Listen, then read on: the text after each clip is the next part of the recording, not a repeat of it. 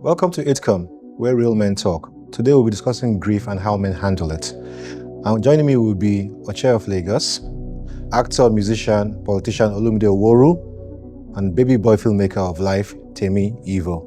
Let's get into it.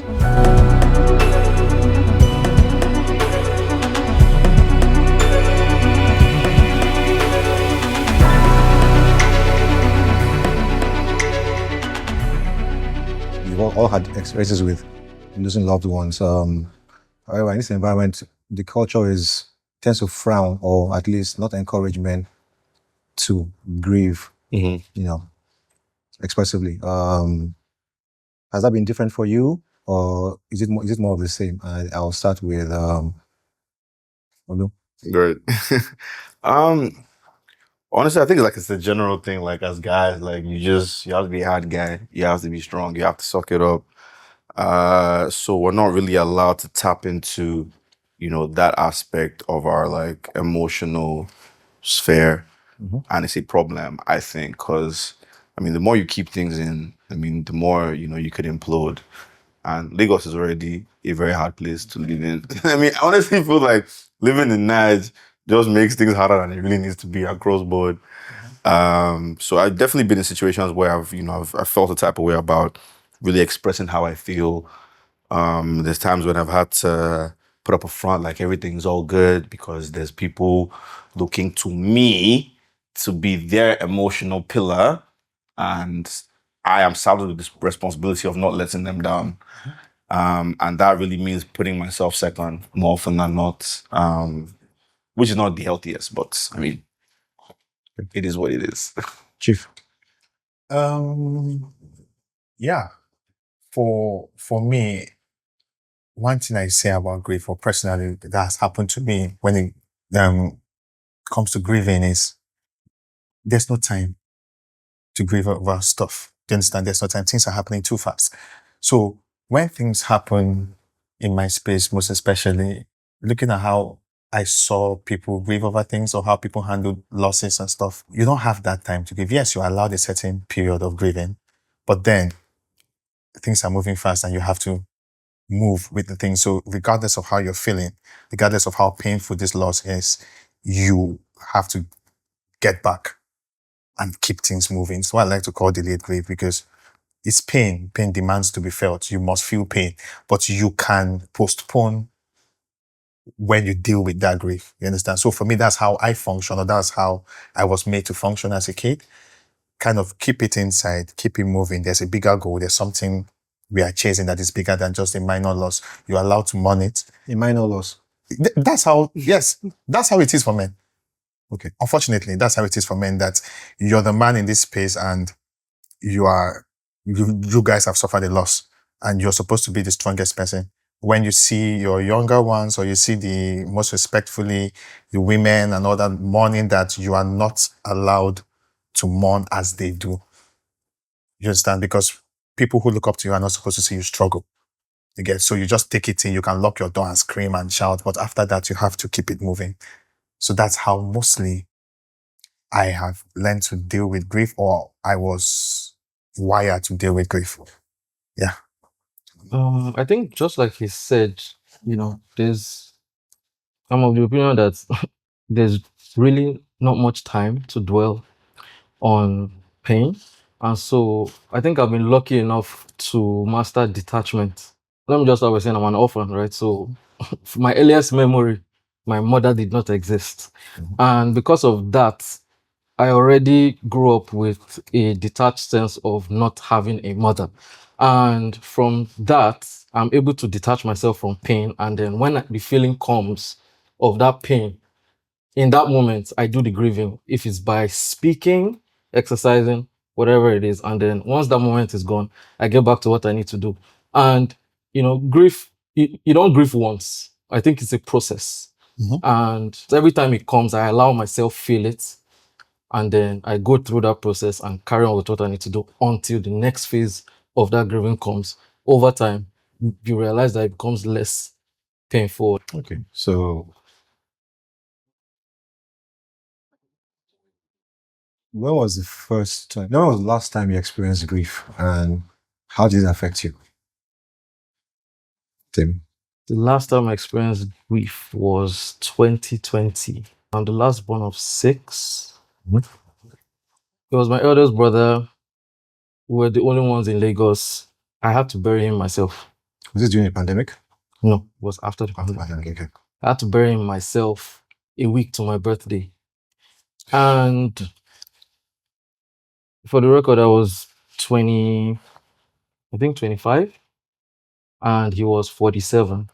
Obviously, at that age, I'm not a child, right? But considering the age of my siblings from 47, the sibling just before me is at least 8 years older than I am. Having to deal with that closely was a shock to me because I grew up without a mother. My father died when I was 10. And all that while, I had 5 siblings who sheltered me from, the reality of these things. And now, for the first time, I'm having to do it alone, right? How did it change me? Initially, I became cold, right? And my empathy dropped to 0.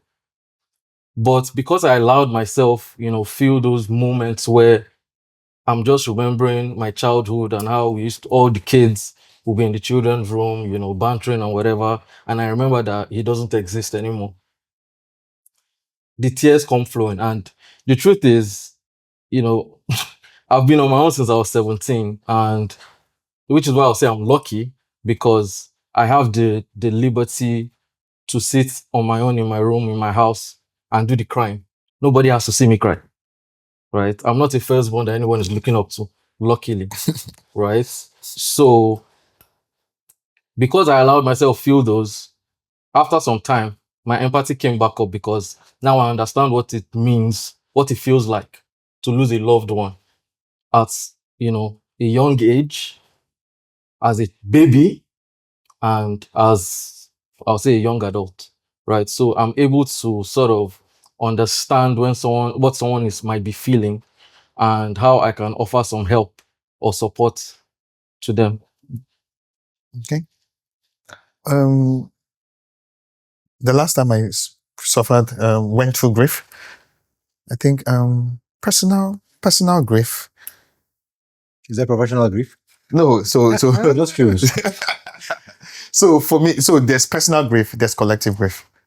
Okay. Understand? So personal grief is direct to me. I think that would be like 6 years ago. So sorry, what is collective grief? Because like grief is a personal thing. Your grief is your grief.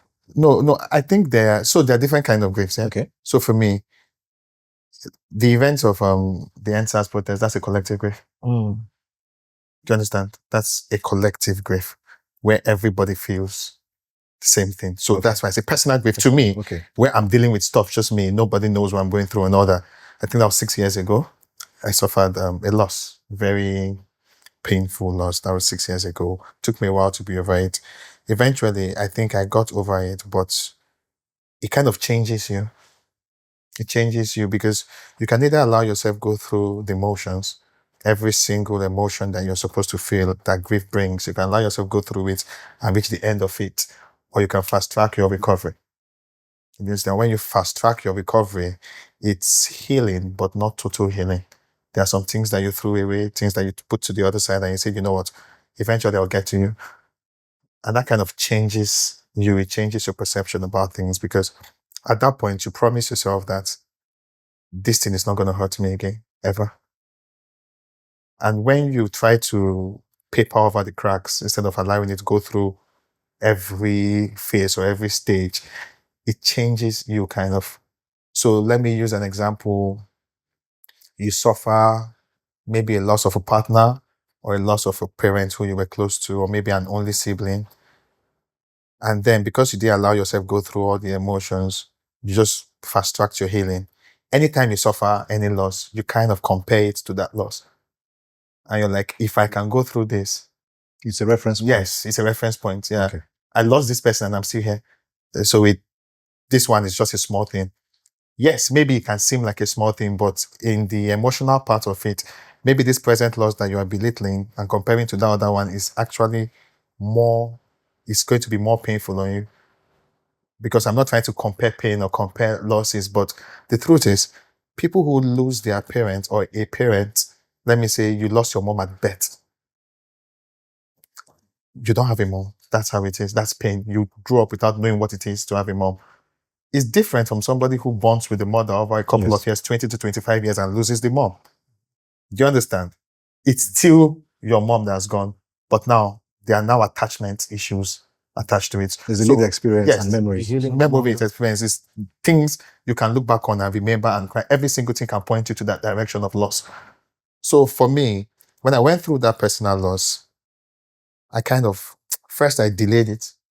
When I came around it and I went with it, I was like, you know what? I'm pushing it to the side and we move on. But did it change me? Yes, I think it did. For good, yes. Maybe for worse, I don't know. I won't say that on camera, but yeah. But yeah, maybe it did. So that's it. But collective grief was, I won't say it, but you know what happened?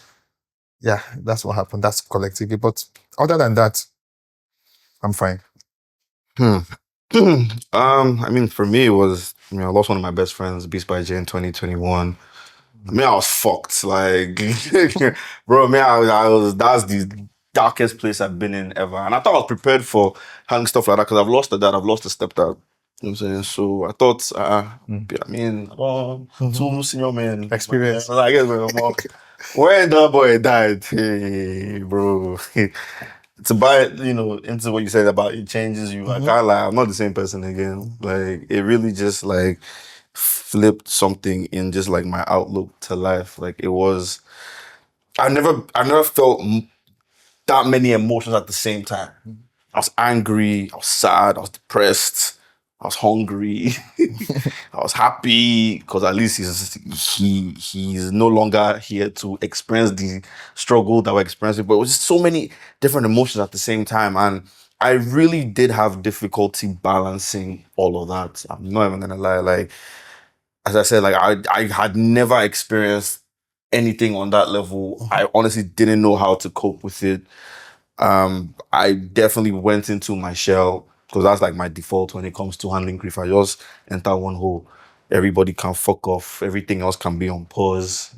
And yeah, I start to say fuck the world. Start to question the God upstairs. Are you even there? Are you enough to play chess?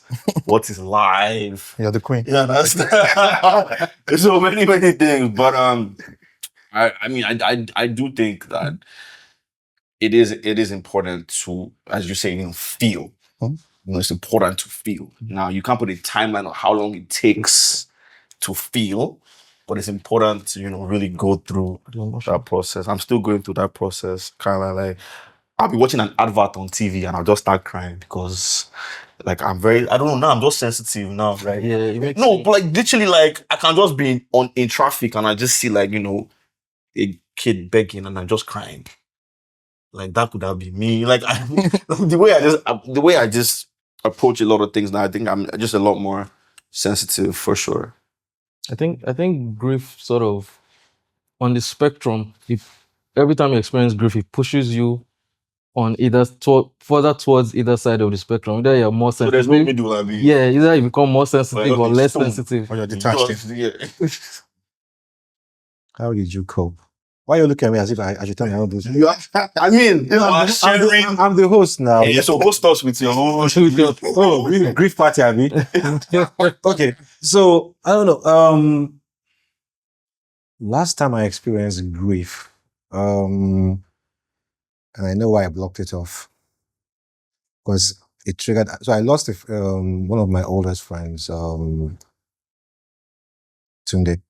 He had cancer, and I remember he was going through a situation. I wasn't able to see him. I think partly because he didn't want me to see him the way he was. So I was visiting my youngest son, and it was around his birthday. So I was going to call him, like, I'm in town. You know what? I'm coming to see you. So I dropped my son off. I'm coming to see you. I know where you are. I'm coming to your hospital. And I picked up my son. I was just driving to the house when I got a call. I saw my phone rang. It was my mother. So I thought, okay, she wants me to do something. So I answered the phone saying, look, I'm driving you on AirPlay system and everything else. And she just goes, park the car. I'm like, okay, what have I done wrong? Is there a big problem? And she was like, Tunde died this morning. And I just went into, because my son was next to me, I went into default. What happened? Who was there? What my son didn't understand. It was like Tunde, but she said it to me in our native language. My son hasn't learned fully. Right. So I just started asking her questions. This is just to distract me to go home. And then I sat. And it's funny because at the same time, I was also negotiating something for a client in my other job as a lawyer. And I recall during the negotiations that, why the fuck am I talking to people? One, you're wasting my time, I'm giving you good advice. And I just had this overriding anger. Because I'm talking about, I learned about it at about 3-4 o'clock on a Thursday. On a Friday, I had to go out with my son. So we went to Greenwich. My two sons were going around. And halfway through that basically family day, I was dealing with a negotiation. And I remember parking the car and just talking. And because I was conscious that my sons were around me, I was just having a very, very measured tone. And I put the phone down. My other son said, what's really bugging you? So I said, you are clearly trying not to get angry at people. I said, yeah, well, the client's always right. I said, no, it's not this. Alpha. My other son is 27, so so and we sort of go in and out of, and he was like, okay, Alpha. I was like, look, I lost someone. I was like, you want to talk about it? I was like, no, just finish our day, go back. Then he went back, and then the younger son was in his room, so the other son went back to work. And I sat down, and I had this thing of, you know, when you're watching the movies and the guy is going through stress, and then everything becomes loud. Yeah. And I started breathing heavily. And I was pissed for so many reasons, because this is a guy who defined compassion. He was a guy who lived for everybody else. And from the first time I heard about his situation, for the first 6 months, when they told me, there was so much humor. He was telling me things about how, you know, his body was, as he was detailing what he was going through. So I believed he was like, you know what, his strength of character and everything else would get him through this. And that's what I was going once. I was like, I will never see this guy again. And then I returned to Lagos, and I went for his funeral, and I watched everyone talking about him, and I just stood there. And I walked away and I wept. I wept for the idea of the friend I had lost. I hadn't seen this guy in years, but we would talk, but I wept for the idea of the fucking unfairness of this guy. And it's weird because we tend to always have that thing of, why did this guy go? And I wept. And that thing carried with me another month or so, because I kept a little photo of him, that thing they do when you die, they put your your face and then they put a biblical phrase there, and I kept it until this year, because I was like, I'm on his birthday. I'm going to call him on his birthday. So that anger, and I think in a sense, I've only had that experience 2 other times in my life, when my father died, and when a friend of mine, who I didn't know had sickle cell, died. Okay, I've done my grief story now. Sure, you're happy. Sorry, I'm going to ask something about Tunde, yes? The one who had cancer. Mm-hmm. Did you know he was going to die?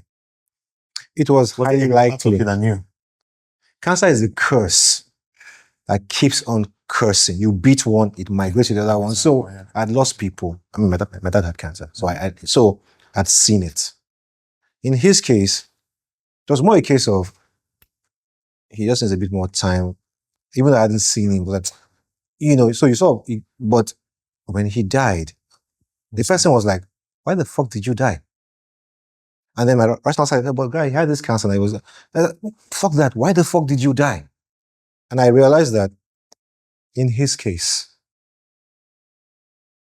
I had never really theoretically, for my theory, I never emotionally accepted that he could go. He could go, yeah. My dad, I kind of accepted it again. Older guy, I'd gone through everything with him. I mean, it's easier when it's more believable for me if I've walked through something with you.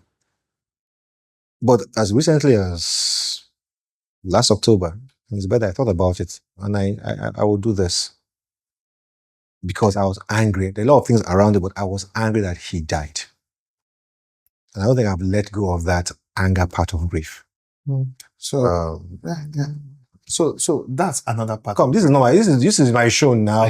No. Now, ask you a question. Ask you a question. I'm just talking like that's another part of grief that nobody talks about. The anger. The routine part. Mm-hmm. Yeah. The routine part. The part where I was going to ask you about that before you now made me now. I'm sorry. The routine part, the part where, I and her used to do this together. Yeah. Me and him used to do, when we went here, when we do this, and then that's taken away from you. I have to adapt. Do you also find yourselves building on that? Because I did it for a decade after my dad died. I'm going to quote a Marvel TV series, which I know the hell out of it, but it actually made sense. What is love? What is grief but love persevering? Mm-hmm. Because when you grieve, you don't grieve for people you don't like, by the way. Yeah. Right. You grieve, you are angry, you are sad because these people meant something to you. So is that why things trigger us? And as men, because again, is it because men always feel that I carry the whole world, I can fix anything? Then your paddy, your loved one dies. Is it why it's harder for men to process because I can't resolve this thing? So why am I having the memory? Because a lot of men experience grief, I think, through anger first. Your reference being anger, and then everyone dies. I mean, yes, everyone dies, but what's the saying? Some things are inevitable. Pain is inevitable. Yes. So, first of all, you're human before you're a man. Right. Right? So, you would feel it. The only difference is your expectations or what is expected of you or your reality as a man differs from the other genders. Right? And so, like Oche said, for example, when you're the firstborn, what's expected of you? People are looking up to you. So, if you have people looking up to you and you break down, what happens to them then?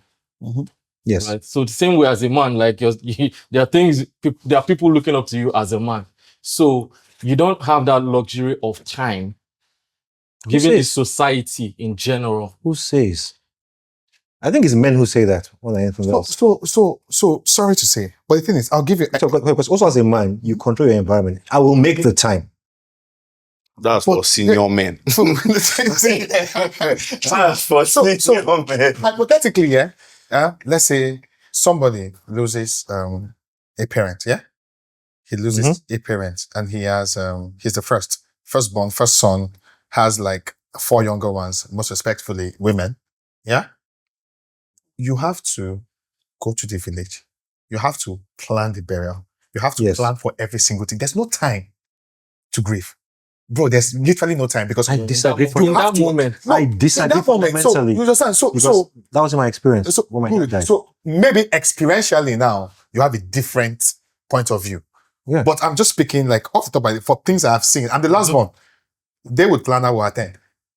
You get? Yeah. But I mean, if you're the first, and first and foremost, you have to source for funds, invite people, do tradition, do this and all that. You can postpone. Most times you can't really grieve until the person is put in the ground. Put in the ground and it's gone. And then you can find time to grieve. But again, I'm sorry, it sounds weird to me because women grieve while still handling their widowly. I think women are just better at compartmentalizing. Yeah. As well. Yeah. Because for me, there is always time. Excuse me. Yeah, and then there's a vulnerability that comes with like the helplessness of the person being gone. Like how, as you said, like you as men, we want to be on top of everything, we want to, be in control of everything. And it's like, if I was there, maybe I could have, or maybe if we took him to another hospital, or maybe if I called down my uncle, that's a specialist, this thing, or maybe if I didn't say I'll see you after my meeting, maybe if I spoke to him before my meeting, at least would have spoken before he passed.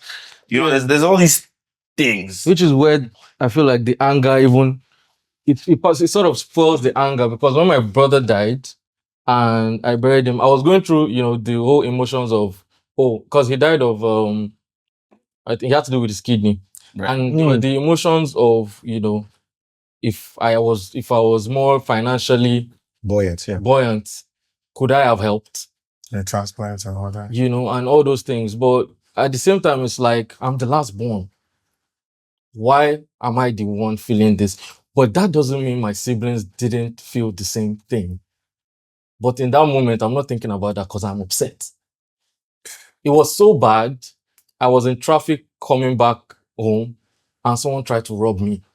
My face was so red. I came down from You traffic. even robbed the guy. No, Stab him. you know what? You bring everything that you have made to Grief makes you do. Because I was literally crying and you're trying to rob me. Okay, let's go. I will send you with him. But then how do you, but then I think it's also thinking like, how do you grieve and still be functional? I was going to ask before you did that. Mm. So how do you, what are your, I know mine, what are your coping mechanisms? What were your coping mechanisms? I distract myself with work. I just throw myself. Try that. So How sustainable is that? So for me, Yeah, that's why I don't. for me, I think what happened was that I kind of delayed acceptance. So I chatted with this person after the person's death for 8 months. Yes. I didn't care if the person Way. was, I didn't care if the person was responding to me. I'll just come there and be like, hey, this is how my day went. What's up now? How are you doing? Text me when you can. And I'm fine. Because I'm creating mental images in my head wherein it's a two-way conversation. You get? And I crack jokes and I laugh only me. But I knew that one day was going to come crashing in.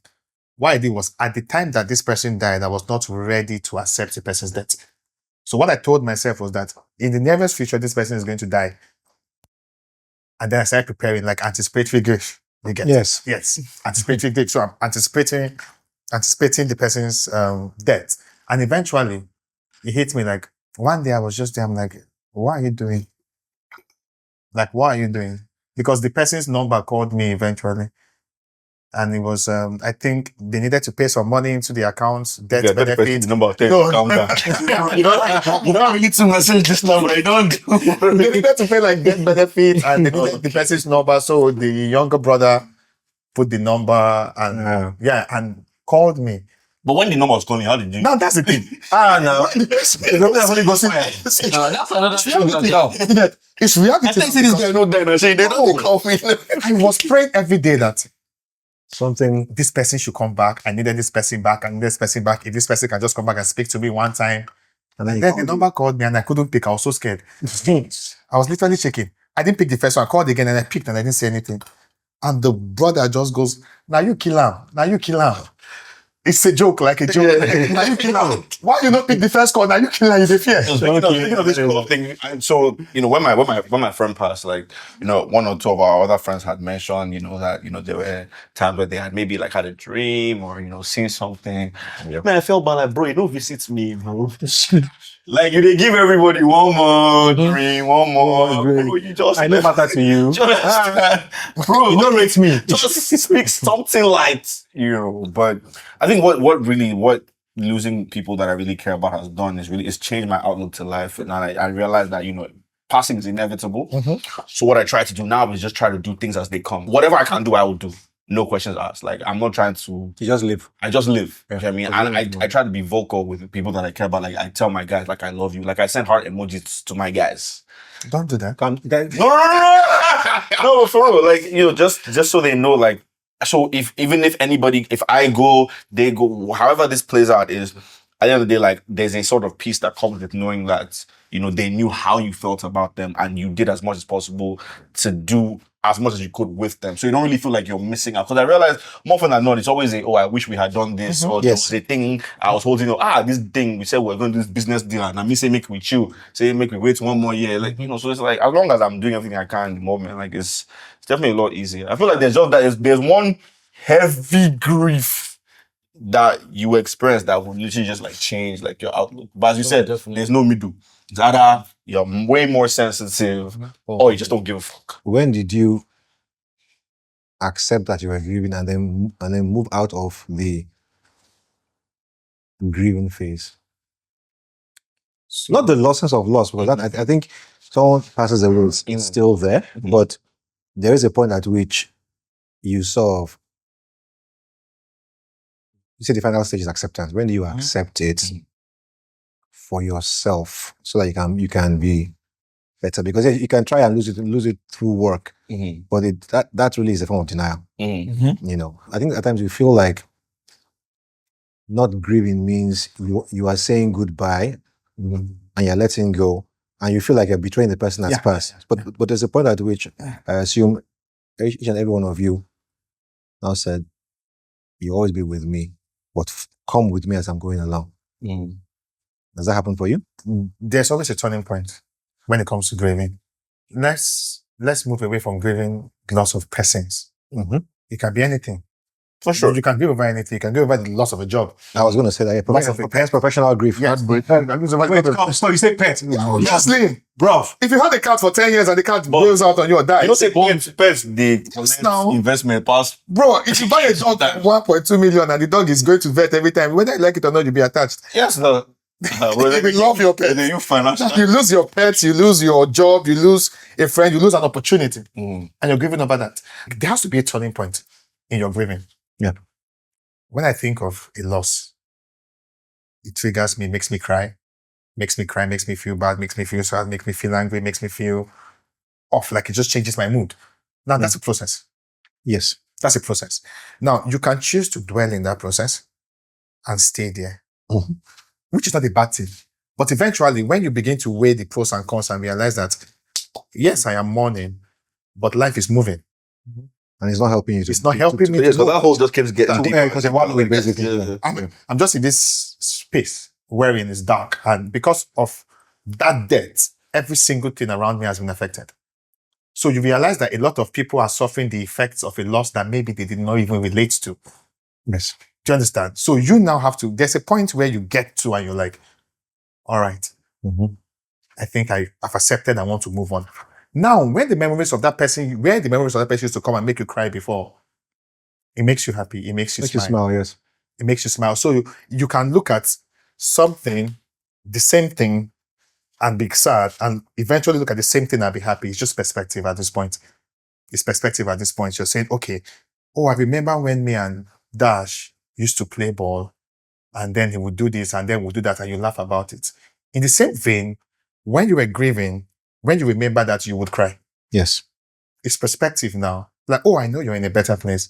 I am going to make sure that I live my life to the fullest to honor your memory, or whatsoever we're supposed to do. I'll make sure that I do it to honor your memory positively. Now, I'm not saying those people who decide to stay where they are staying, mourning, are in the wrong place. They haven't finished their process. You understand? But when you reach the end of yourself as it gets to mourning, you would know. How did your guys or your community or your crew, how did they help you? Or did they help you? Better question. I'm here myself. I'll say this here. I'm 28 now. I've been grieving for 18 years. I'm still grieving the loss of my dad. And because of the age gap between me and the rest of my siblings, my baby father was the only one that could relate with me, that could bring himself down to my level to relate with me. So he was my best friend, right? He was my champion. If for me to pass an exam, I wanted to pass it to make him proud. After he died, my dad died just before I got into secondary school. And my last memory of my dad was him prepping me for my interview. And the fact that he wasn't alive to see me ace that interview till now, it still hurts me. Because my siblings can't do that for me. Right. Do you need a break? No. This emotion I'm feeling now is something I feel at least once a year. Because while they try to protect me from, the effects of being an orphan, they were not parents, so they couldn't give me what I needed. Right. And they did not understand. Well, they were not experienced enough to understand what I needed. And so it hurts. Because I've tried to have this conversation with at least 2 or 3 of them. But their headspace isn't even there. So they don't get it. And that sort of hinders my healing process. Right. So I think we all have like roles, you know what I'm saying? Like just, for example, like I can be the most amazing son. I can achieve the most amazing things in life, but I'll never be my mother's husband. Bruh. Yeah, You get- yeah, no, that's facts. Bro, Like, that's I facts. You get like there's no you get where there I will still be good. just Which son. now brings me to this. Unless there's something you want to add about. No, it's just basically what he said and what it's for example, somebody loses a wife or loses a husband, and every other person you want to use to replace them, you It's try not- to look not- you try to look for that same thing. I am that not the person- finding it. That is Don't worry. So which brings me to this bit, because I saw relates to what he's talking about in that sense. How do you help somebody you love grieve? And that's something that men are capable of doing. Not being there, but are we capable of understanding what it means to help somebody grieve? Because we all know what we need when we lose. Because you said something right now, you can be the best, you can be everything. You can fill your father's role in every role except for one, the partner to your mother. So when things happen in life to people you love, how do you share their grief and help them heal? Honestly, I think the most you can do is just be present. Exactly. Like there's nothing you want to say. I don't think you can. Like when I directly- lost my dad and people come and like, I know how you feel. Like your dad is don't. alive. Fuck. You don't know. You can call him now, he will pick up. You don't know. Guess what? Even your mom is alive. So shut up. And, You understand? and the thing is, even if their dad wasn't alive, Even what your father meant to you might be Yes, different from what my dad meant to you me. understand? So you don't know. Just come and I sit don't down. think you can directly help. Just be present. You know what I'm saying? Just be present. Especially if you understand the person. Sometimes, again, not like the same exact thing, but like love languages are different. So some people need different things. Some people might need words of affirmation. They might need you to check on them constantly, remind them that the world is really not so bad. What is the hardest thing for men to do when someone is grieving? To just sit and show that you are there. Because women have a way of doing it that doesn't seem forced. When I lost my dad, my wife basically, she was always around me without being around me. It was the greatest thing in the world. No, because I would see her and know she was there. I wouldn't see her and know she was there. Because she understood me to the point that she was like, I know how this guy needs to heal. Women sort of know subconsciously how that works. But to guys, because I think guys always have a time limit on, I can be around, and it's like, so come, bro. Yeah. If I can remember a friend of mine once telling me, because at times you sort of, when you're going through the grieving process, you sort of like reference the dead person, you know things. And the guy one was like, not the first person to have lost a father. Your dad is dead. One. Fuck off. Yep. And the weirdest thing was that a year or so, the that person lost a loved one. Right. So Alpha. No, nah. You see, what's really good saying? What you saying? I think he lost an important relative, right? And I saw them, and a part of me was just like, I saw the grief on this guy, and I saw the very and a petty part of me was say, "How you like them apples now, motherfucker?" But I couldn't say it. But I couldn't say it. But it's that thing where that's as how do you help someone grieve? Because you're right, the different levels of. But because we as men know that when we grieve, we need people to empathize, understand, and be there for us. Given that we know what it is what we want, why is it difficult for us to help others? Because we like to be in control. We like to be fixers. And sometimes it's okay to not be a fixer. Just be there. Just be there. You don't have to say anything. Just be there. Just leave your phone on.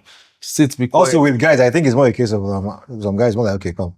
At least if it's a guy, at some point like, you want drink? Do you understand? So it depends on your friendship circle. Or you won't go this place, or you won't do this, or you won't watch film. Yeah. It's a really weird. I think you need to be creative. Like Yeah. you need to really understand it. Understand the person. Because It depends on your circle, by the way. some people is food. Like, bro, my circle, the banter is the darkest. Yes. Oh yes. Now That's another coping the mechanism. banter is the darkest. Comedy. So you can lose somebody. Day one, we are all prim and proper with you. Day two, we are cool. Day three, we're like, when is it okay to banter you? And then we begin to hit you. Now it's not convenient all the time, but you know that behind this banter, a group of people who will literally do anything for you. Yeah. very short example. A friend of mine lost dad, and then they opened the coffin, and the dad was there, and we're supposed to go around. And when he literally came to us and said, "Guys, you cannot mess this up."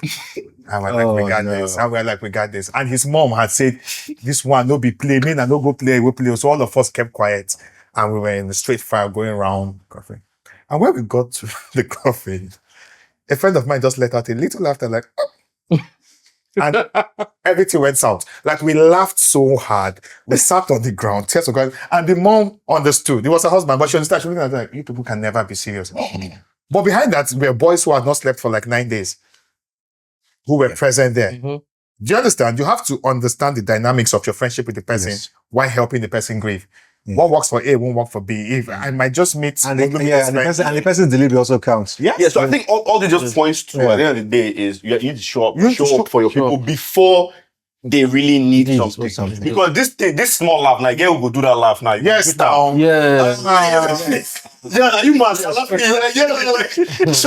end of the day, if you're there for your people and you understand each other, they know it's from a good place. Because even his mom, as you said, understood. Yeah. So that means that friend now has been there constantly, even before said situation. Yeah. So you really just have to show up for your people. Because sometimes you would even find that the friends that are bantering is because they themselves are grieving with you.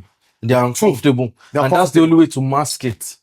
Like, it's so that's how, for me, that's how you help a person grieve. You have to understand somebody, and then you play within the lines of that person's acceptability. You understand? So the person is grieving. I cannot meet somebody who doesn't drink, who doesn't smoke, who doesn't party, and is grieving, and I say, "Hey, come, let's go to a strip club." Do you understand? I don't know that person can accept that as their own mode of grieving. There are some people who will say, it's why even if you have the darkest opinion in this world, there's somebody who is supporting you online. Yes. Do you understand? It's and why who's trolling you online. Trolling you online. So it's the same way that somebody can see that I have suffered a loss, and the next minute they see me partying and I'm shouting, and they're like, "Oche doesn't have any sense of decorum, doesn't have any sense of grieving." But the person doesn't know me. How to grieving? Do you understand? I'll give you a very typical example. I had a car one time, and I gave my car to my mechanic, and the next thing they called me that there has been a ghastly motor accident. People are in the hospital. People are in coma. They had to amputate somebody's hand and leg and all that, and I had to take care of that hospital bill. And I had not seen my car by then. This was on a Monday, September 19, 2022. And then I walked to the police station and I saw my car.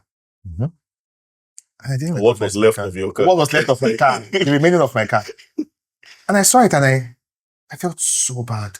And my wife, at the time, was my fiancée. She came to me and saw it and she started crying. Immediately she came down from Dubai, I was like, "Stop crying. Enter the vehicle. Let's go home." Funny thing is that car is still parked where it had the accident today. It's been 2 years now. I literally got into the car, went home. It was quiet at home. And at the night, I entered an Uber and went to Obi's house. And I was partying and shouting. And everybody was telling me, sorry. Couldn't mourn more than they bereaved. And they came and they were like, "Guy, I like this. Guy, I love this. Guy, I like this." But in my mind, that was the best way to move on. It doesn't mean that on Tuesday I still didn't go back and weep. But on Monday, I needed to party and get that behind me. And that's how it is for people. I need to understand you to mourn with you. Saying that I know how you feel, understand how you feel when I have not been in the same thing, even if I've been in something similar, not experienced like as you've experienced. They're different people. It's different. So just be present, understand the person, give the person the succor that the person, the person will relate to, and just be present. Because one of the hardest things during mourning and healing is when you heal without a supposed close person. Because the thing is, it's like painting.